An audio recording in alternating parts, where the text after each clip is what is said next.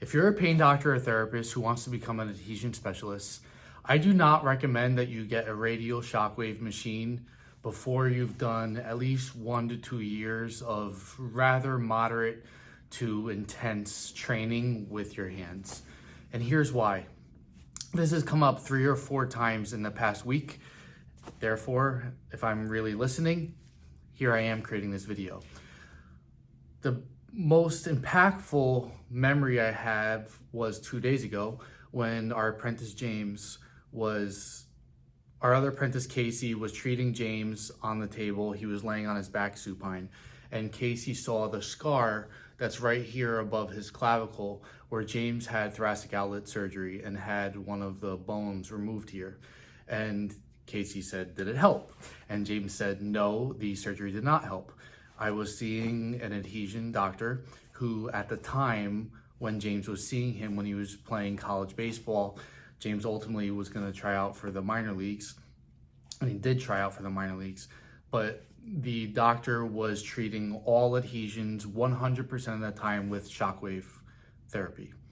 And he was using his hands earlier on, and then he completely dropped his hands because his mentor at the time, one of my old mentors as well, said, "You don't need your hand treatment anymore. All you need is the radial shockwave machine." And I actually stopped following and studying this mentor when he started telling his students that you should only use shockwave. It didn't make sense to me. It wasn't what he was teaching us for 10 to 12 years of our learning as adhesion providers. And so James was getting treated by this doctor with shockwave. It wasn't helping, and he thought he had to go and get surgery. And then James was lying on the table, you can see the disappointment on his face, and he's like, "Yeah, I wish I knew better. I wish I was coming out here to New Jersey to get my nerve roots treated with your hands, because James knows better." James, because he's been through that experience, and he's now about 30 to 35 hours into his apprenticeship, between him and Casey, my 2 apprentices, I keep telling them, "You're not allowed to use shockwave yet." And the reason why you're not allowed to use shockwave yet is because I've seen multiple adhesion providers get a shockwave machine and completely drop their hands, or they get tired and they use the shockwave machine, they get lazy, they use the shockwave machine, it's stressful at the end of the day, they want to go to sleep or have dinner, they use the shockwave machine. We are going to do the hardest parts of your training first, and that means that you need to be able to feel tissue with your hands. What is healthy, what is not healthy, what is good, what is bad, so on and so forth. Because step 6 of the 6 steps of adhesion release methods is checking your work with either palpation, provocation, or range of motion. What's better? The way that we do radial shockwave when we're treating adhesions is you have the head of the machine down on tissue, and then you're taking your thumb and you're going right next to it to see if the contraction is softening or if the adhesion is letting go. And if you're not trained in learning how to feel the tissue, you're not going to know if you're actually making a difference. Because if you don't make a difference immediately in real time when you're treating a patient, then you know you need to get in there and use your hands. Otherwise, you might just be a regular chiropractor, massage therapist, PT, who is not getting immediate, sustained, permanent results if you're not getting trained with your hands. And so James, because he's been through this with his neck and had surgery and his neck is permanently altered, understands this, and so does Casey, because she's in here all day with me as my assistant. James and Casey are both my assistants as well now, and so they both get it.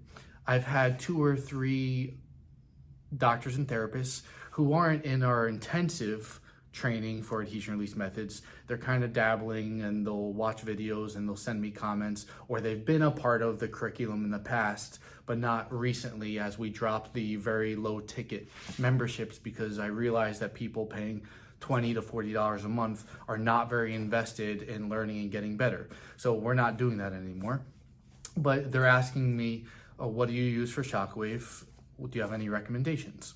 And I still connect them with Gerhard from Stores Medical or Kindness Medical. I don't know what it is. Dr. Brady, my previous mentor, genius of a man, did enormous research on radial shockwave machines and said that this company is the highest quality. I fully trust Dr. Brady when it comes to this. So we send any doctor or therapist who want to use radio shockwave to Gerhard.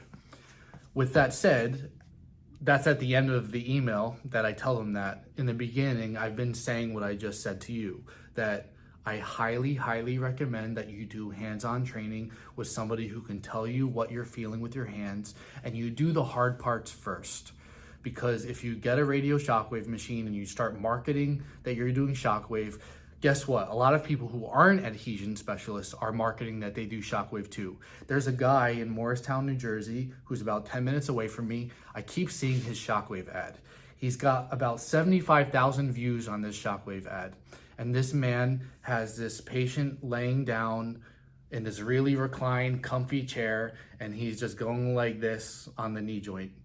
The person's not moving, the person's not loaded, he's going all over the place. I'm wondering what tissue he's treating. I'm wondering if he's trying to provoke the symptoms. I'm wondering if the person even has a diagnosis or they're just coming with knee pain and he's just shooting that thing with a shockwave. You don't want to be one of those providers who has this very cool tool that is radio shockwave that adhesion specialists are using 20% of the time, using their hands 78% of the time, and the grip bar 2% of the time. You don't want to be one of those doctors who's just shooting everything with a shockwave and guessing and shooting in the dark. You want to be an adhesion specialist where people are coming to you in chronic pain from very far distances away, and you're using this tool exactly where it should be used because it's effective there, and not using this tool where it's not effective, and using your hands or using some other tool based on whatever the tissue-specific diagnosis is for this treatment. So I gave this warning to these providers who are asking for which shockwave machine we're using, and I highly recommended them that they do a hands-on training, multiple hands-on trainings first. And it doesn't necessarily have to be with New Jersey. Dr. Matt and Dr. Brandon at Precision Health Group in St. Louis, they're, as far as I'm concerned, the best doctors in the country and the world at finding and feeling and treating adhesion, and you can go and work with them as well. I do things a little bit differently. Sometimes people feel like they want to go and train with them, and they're who I train with 6 times a year, so why not go train with them? I just wanted to make this video because I've kept hearing this request in the past couple weeks and even before that, and then I had this real experience with James and his regret over getting this TOS surgery because he was seeing a provider who's only doing shockwave. And to me, I view that as my failure because I didn't educate doctors and therapists enough, and I didn't educate the public enough to what makes adhesion release methods different, why this is the highest tier quality of care for pain care somebody can get for somebody who's suffering in chronic pain. Would I want my mother and father, who I adore deeply, or my brothers or sisters, to see somebody if they have chronic pain and they're not seeing an adhesion release method specialist over my dead body?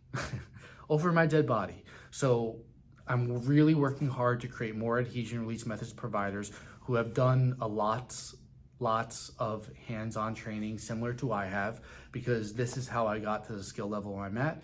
And anytime somebody comes to one of these accelerator trainings right in this room sitting next to me, they usually say to me, "Oh my God, this was so helpful. I feel like my eyes are opened up." And this happens every single time they do a training. This happened every single time I did a training between 2008, 2009, and even through today. I still, 2 months ago, last time I saw Dr. Matt and Brandon, I said, "Oh my God, I can't believe what happened this training and what my eyes and my fingers and my hands were opened up because I've got this training."